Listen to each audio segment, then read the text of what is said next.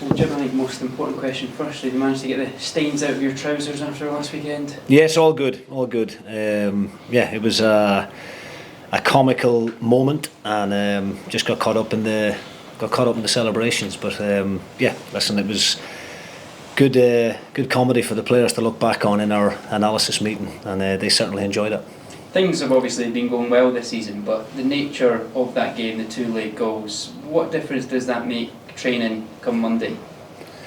Listen, I think we've proven numerous times already this season about the spirit that's in the group. Real togetherness, never say die attitude. Every manager wants their team to go right to the end and never throw the towel in, even when the going gets tough. And I think this particular group of players have shown that numerous times already. So we will have to do it again at some point, but it's great to know that we're capable of coming from behind in games to win. Obviously, done it at Rugby Park where we were 2 goals behind and still managed to take a point from the game. So, hopefully we don't have to do it too often, and hopefully we're not chasing the game on Saturday. But it is great to know that the players have got that kind of belief within themselves. Still very early in the season, of course, but 15 points from 8 games, sitting 4th, 6 points ahead of the bottom half of the table. How significant can, when you start to build little gaps, how significant can they be in the season? We haven't really spoke a great deal about the league table, to be honest. I think it's far too early to start discussing that. But what winning games brings confidence, and it's gave us a great sense of belief within the group that we can compete against some of the bigger teams in this league. I know Hibs are going through a difficult patch just now, but you look at the strength and depth that they have available to them in that squad, some really good players, and I thought we were very much matched them at the weekend, and we've done it against other teams in the league already. So this test on Saturday now is another really tough challenge against one of the form teams in the league. Obviously Celtic and Aberdeen yet to lose a game, so we know how difficult the game is going to be on Saturday, but we go into it with real confidence and positivity and a good bit of momentum behind us as well. Do you think this could be your toughest test to date? Well, all games on the road are difficult, and Pittodrie is a great venue to play football in, and I think Saturday evening under the lights, live on the telly, I think it's it's got the makings of a really good game, and I think it's 2 good teams going at it. So yes, they're unbeaten at the moment, but those unbeaten runs do need to come to an end at some point, and we've got to believe that we are capable of being that team to do it.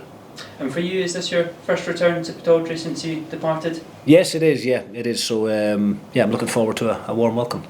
I mean, on that, I know you talked about the response at the home game. I think you said there was like a coin thrown and stuff like that. I mean, are these things that at all enter your frame of mind about what might happen? No, they don't faze me, to be honest with you. I would expect the Aberdeen supporters to be delighted with the start that their team has had, and I would imagine they'll focus their energy on getting behind their own team. For me, my focus is on Dundee United. Aberdeen is a thing of the past now for me. It's about focusing on the here and now, and we've had a great start to the season. We're in a really good place at the moment, and we've got a tough test on Saturday, but the players have shown that they're capable of rising to the challenge, and hopefully we'll see that on Saturday. Thank you. Thanks. And you spoke there obviously about sort of fans in general, and just in terms of your own fans here and getting a late winner like that against Hibs last weekend. Just how much does that kind of contribute to building that relationship between the club and the players and the fans, and obviously after a successful last season and a great start, just how much does it mean to have the fans filling out the stadium like Tannadice and backing you the whole way? It feels great, obviously. I mean, the fact that the supporters are turning out in such great numbers tells us that they're enjoying what they're seeing on the pitch, and all football fans up and down the country, they want to see their team winning, and we've won a considerable amount of games already in the season up to now, and that's why we're getting so many people through the turnstiles, and we've got to try and put more bums on seats and try and get as many Dundee United supporters through the gates as possible. But we've got a really good group of players. I think the supporters are really pleased with what they're seeing right now. With the good recruitment that we've done in the summer, obviously the success of last season, and we're carrying that momentum from last season into this league now, and it's standing us in good stead at the moment. And we just spoke to Glenn Middleton earlier, who's obviously come in and had a great performance against Hibs. And just how pleased are you with how he's come in and obviously dealt with having to wait his turn in terms of being able to get on the pitch? Yeah, I've been delighted with Glenn from the moment we arrived back for pre-season. He was a really key player for us last season and helping us win the league and get promoted back into the Premiership. And he's played a significant role up to now, even coming off the bench and making real positive impacts.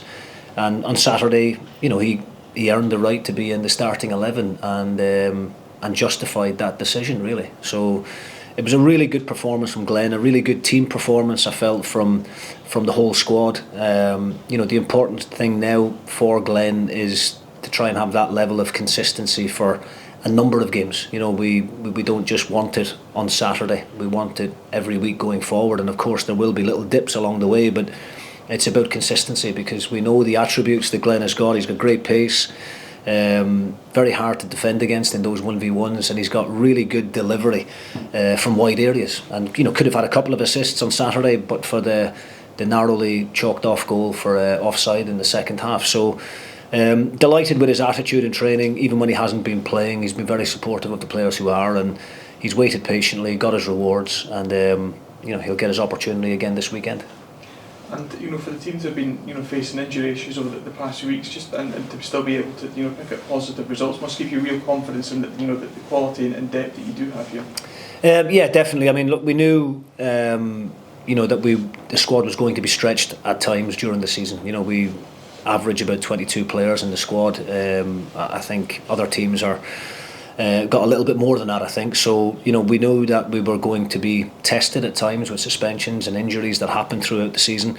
But I think it's credit to the group that we've been able to go without these key players. Obviously Ryan Strain has made great progress, and he's got a really good chance of being a part of the squad this weekend. But key players like Docherty, Moult, Sibbald, Ross Graham, all missing last weekend, and for the players who came in their positions to be able to put in such a good performance and get a positive result, I think is credit to them, really. And you mentioned Ryan Stray might be in the squad for this weekend. And just how's the rest of your team used this weekend?